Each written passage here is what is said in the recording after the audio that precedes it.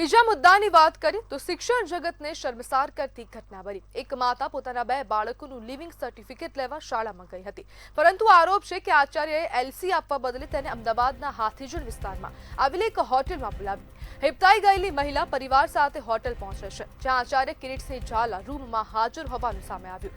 પરિવારજનોએ ત્યાં જ હોબાળો મચાવી વિડીયો ઉતાર્યો, જેમાં આચાર્ય પોતાનું મોઢું ઢાંકતા નજરે પડે છે। સમગ્ર મામલે પોલીસે વધુ તપાસ તો હાથ ધરી છે, પરંતુ પ્રશ્ન એ છે કે બાળકોના ભવિષ્યની જવાબદારી સંભાળતા શિક્ષણ સંસ્થાના વડા જો આવી હરકતો કરે તો માતા પિતા વિશ્વાસ ક્યાં રાખે? શાળાઓમાં નૈતિકતા અને જવાબદારીના પાઠ ભણાવનારા આચાર્યોની શું આવી માનસિકતા છે?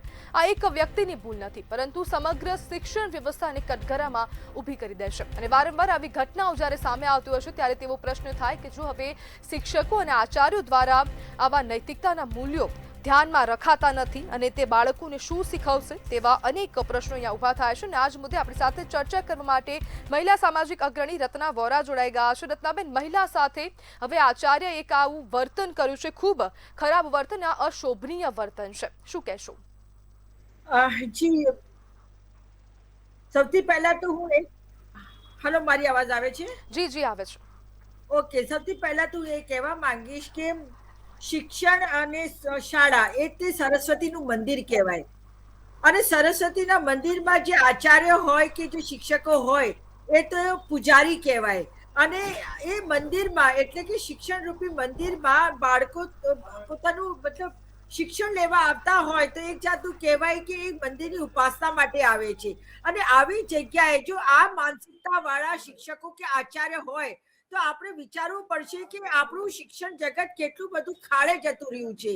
આવું કેમ થાય છે? એના માટે એક મોટો પ્રશ્ન એ ઉભો થાય છે કે અત્યારના સંજોગોમાં ઠેર ઠેર નાની મોટી શાળાઓ ખુલી ગઈ છે, અને જે શાળાઓના જે ધારાધોરણ હોવા જોઈએ એ ધારાધોરણો ધ્યાનમાં રાખ્યા વગર પણ શાળાઓ ખુલી જાય છે, મંજૂરી મળી જાય છે।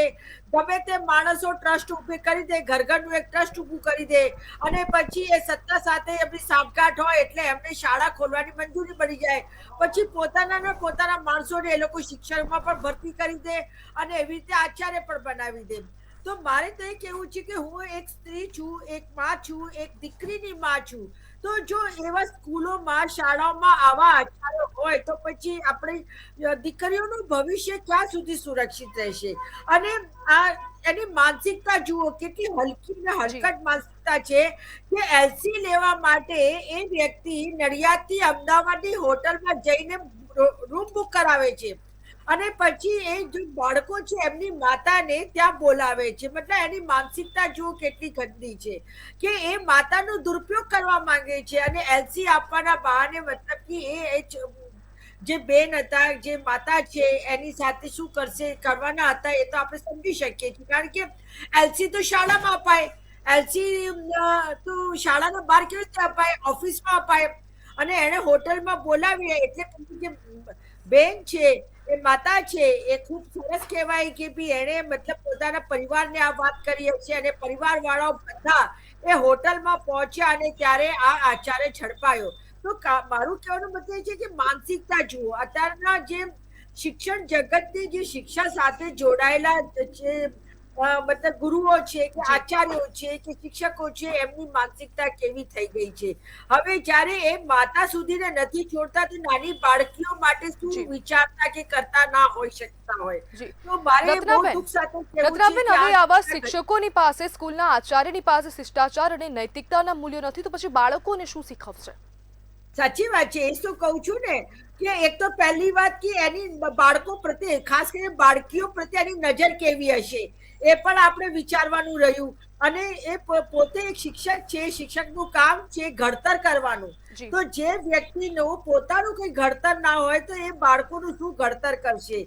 અત્યારે એટલું બધું શિક્ષણમાં એટલું બધું શું કહેવાય છે કે ડાઉનફોલ આવી ગયું છે કે એના કારણે અમારા જમાનામાં જયારે અમે ભણતા ત્યારે અમારા માટે શિક્ષકો એટલે ખૂબ મોટી એમની હસ્તી હતી, અને અમે એમને મતલબ ખૂબ માનથી જોતા હતા। પરંતુ આજના સમયના શિક્ષકો તમે જોઈ રહ્યા છો કે આ શિક્ષકોનું કોઈ મતલબ મોરાલિટી જ નથી, એમનું કોઈ એમનું કોઈ કચોટતું નહીં હોય, મને એ સમજ નથી પડતી જી. કે આવી માનસિકતા લઈને આ નોબલ પ્રોફેશન કહેવાય.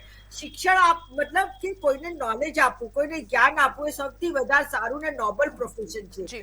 કોઈને હાથ પકડીને તમે આગળ લાવો અને જ્ઞાન આપો, અને આવા જ પ્રોફેશનમાં આવા લોકો જો હશે તો પછી આપણું શિક્ષણ જગત ક્યાં જશે?